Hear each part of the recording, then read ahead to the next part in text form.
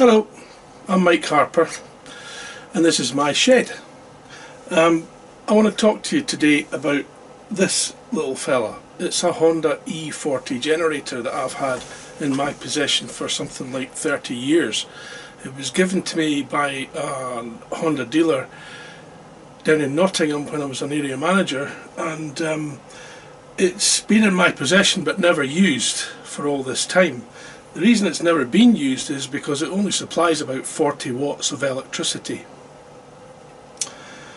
Now the history of this machine goes like this. 1964 this machine was launched to the market, but previous to that the Sony Corporation had approached Honda and asked them if they would build a small portable power supply.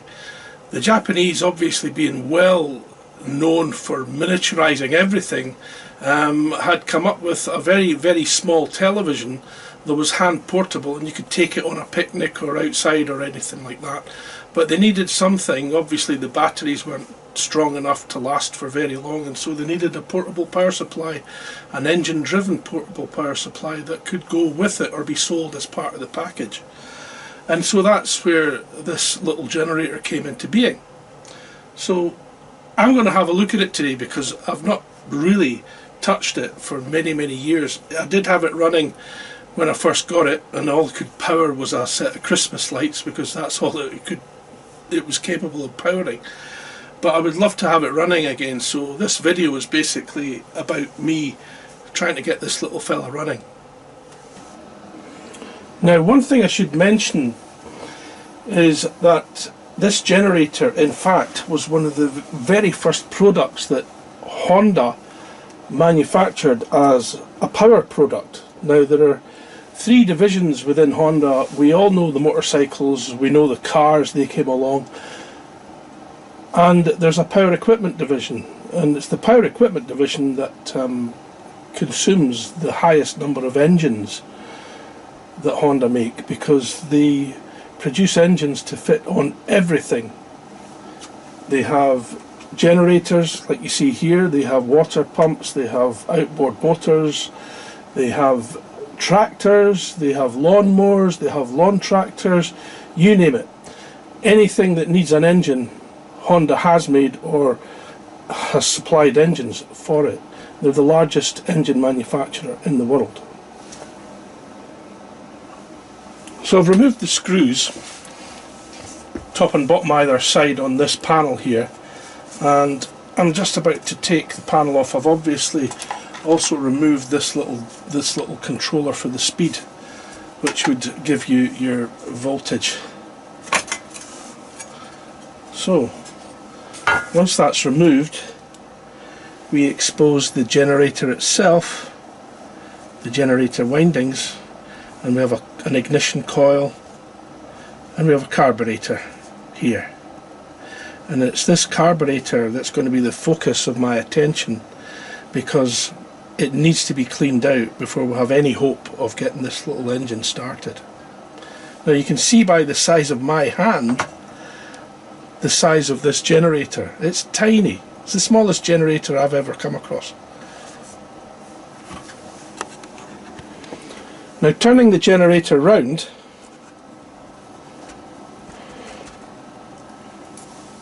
there's the pull start, by the way, but you can see in general it kind of looks like a radio, and I think that's obviously what Honda were looking for. They were looking for a design and a style that complemented the Sony equipment that it was going to be accompanying.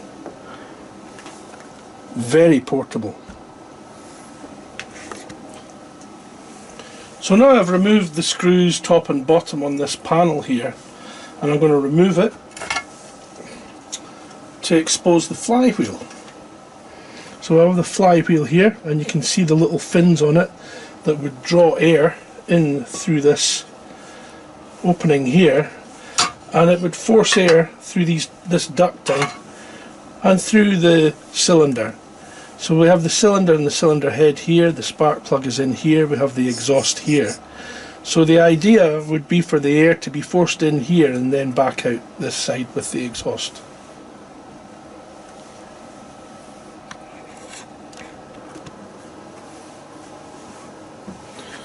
So turning the machine around again, the first thing we'll have a look at here is the carburetor itself. We'll start to get the bits and pieces removed and see if we can gain access to the carb and see if we can get it off. Okay, I've laid the generator on its side for now. There is oil in it, but there's no petrol. Obviously the petrol's been removed. The idea is to take the bottom off to give us a little bit more room. You can see here they even had the sense to provide a spark plug key with it that was accessed from the bottom here. You just undid this and pulled the spark plug key out if you needed access to the spark plug to check it.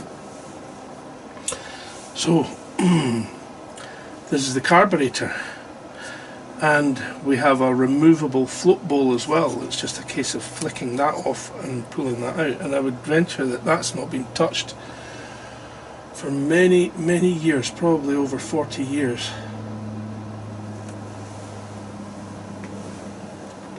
I think first of all, for a quick look inside, we'll take the air filter out, because that will not have been touched for many years as well. So let's have a wee look and see what condition it's in. We have a gauze here, so we'll just pull that out with a magnet.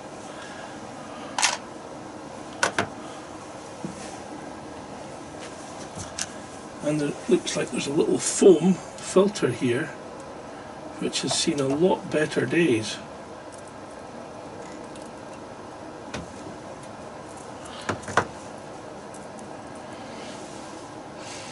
You can't even see light through it, so we'll have to do something about that. I don't know if Honda Parts Department will have any of them in stock.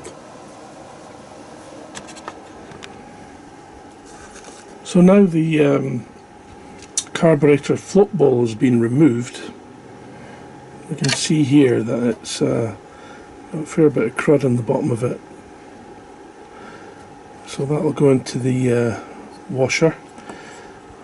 And having a wee look up here, we've got the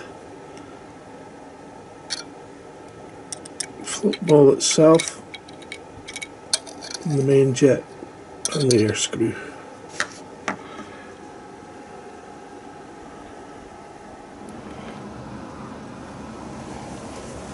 So here we have the main jet.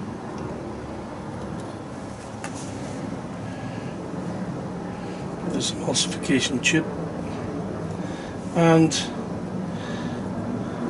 there's a tiny little hole in here, and I need to make sure that that hole is clear.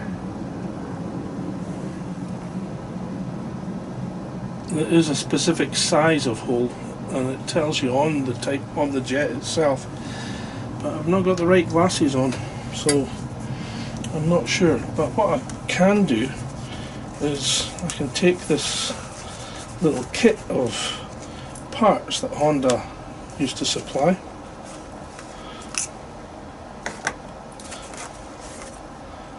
even a little bulb for blowing air through it, and the most important part of that kit of parts are these needles.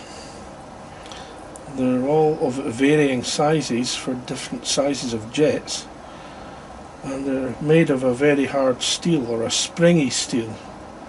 So they're very hard and they can be pushed through jets to clear them out, and that's exactly what I'm about to do.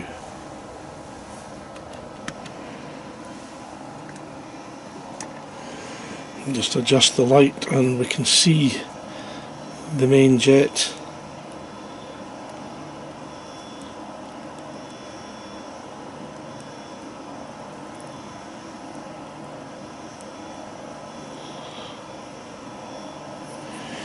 And there was a bit of difficulty pushing that in, which would suggest there was some crud in there, but it's now been removed. So this is the air filter, and it is extremely well blocked up, but I haven't decided yet whether it's made of a kind of a foam, which is old and really solid, or if it's made from some sort of steel wool or steel sponge. So what I'm going to do is I'm going to drop it into the cleaner along with the other few parts, and we'll see what happens. If it disintegrates, there you go. So the old ultrasonic cleaner. First part to go in will be the float ball. We'll lay him down there, and then we'll lay the main jet down near the centre, and then this piece. Let's see what happens to him. Oh, he's going to float on the top. Good for you. Might give you some help to sink in a minute. So off we go.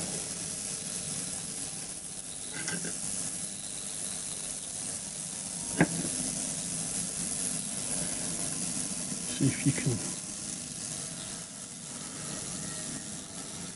see how low can you go.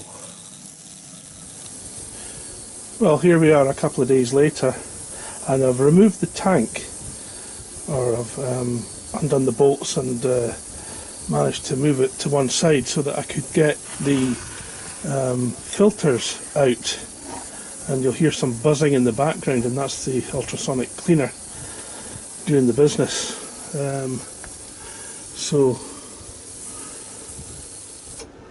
And it stopped. We'll go and have a wee look and see how we got on there.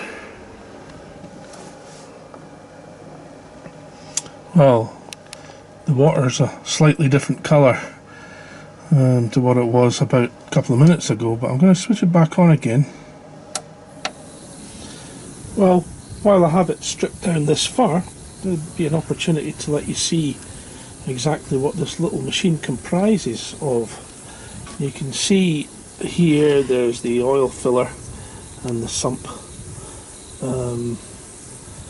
We have the generator on the end of the crankshaft here.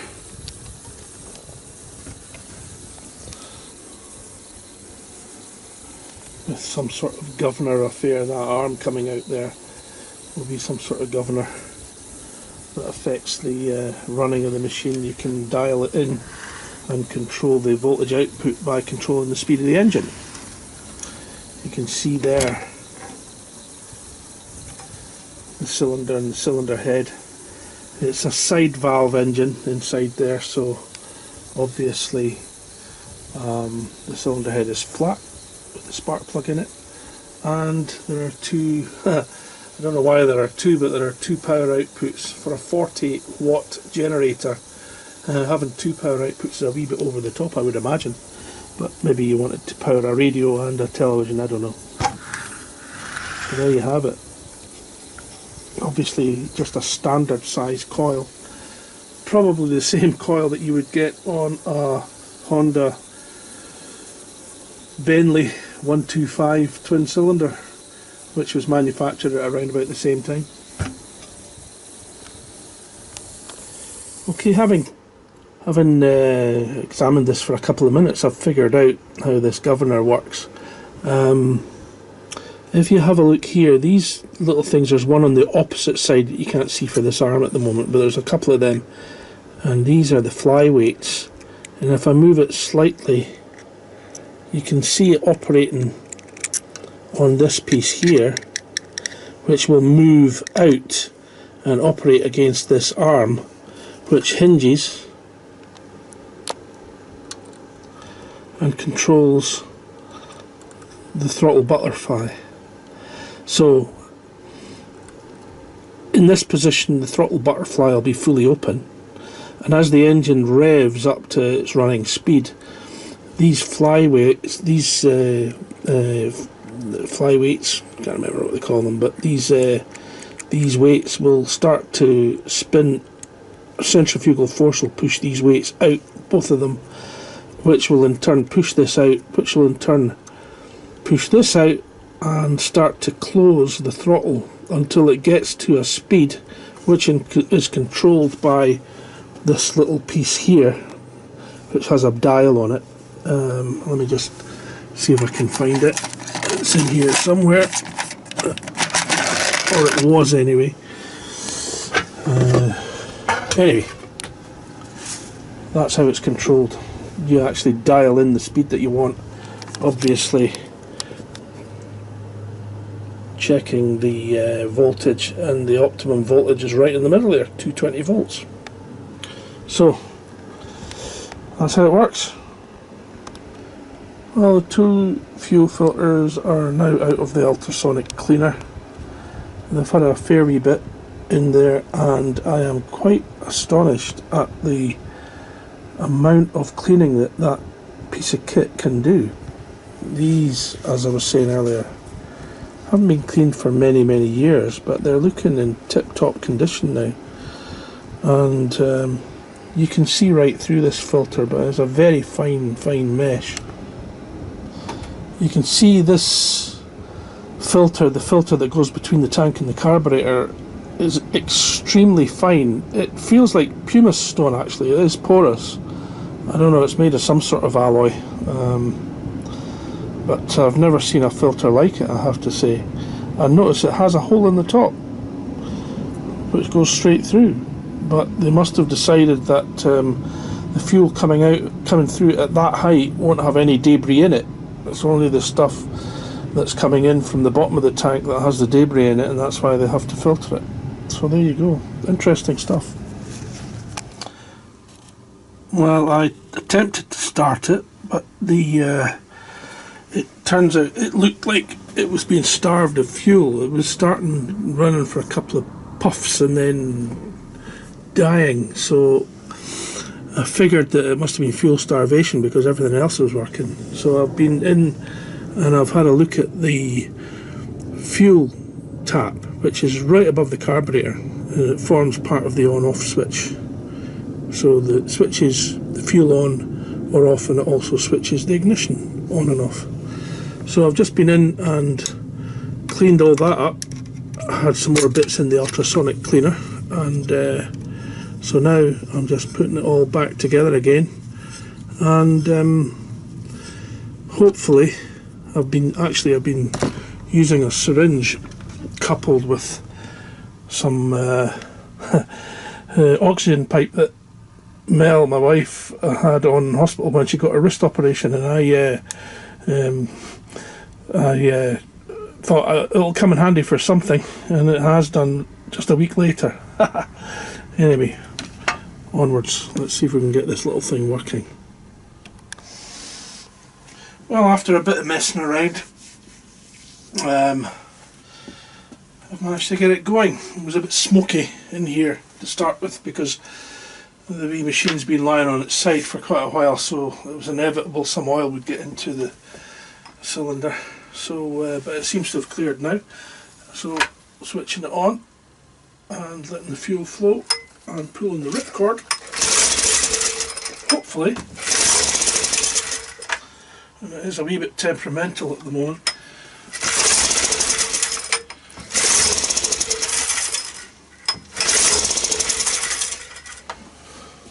Okay, here we go again. It's now fully buttoned up. We'll switch it to on. And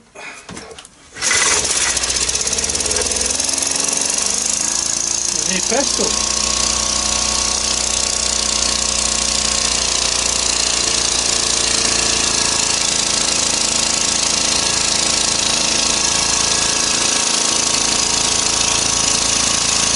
Honda E40 Generator.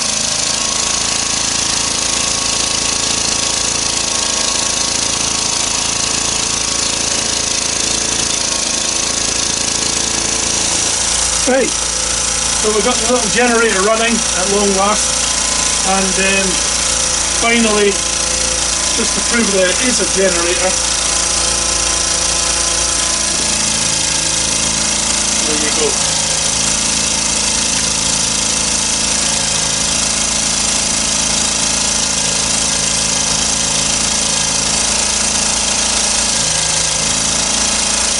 So, not much good for anything but a nice decorative set of lights, but it's absolutely fantastic to have this little generator going again.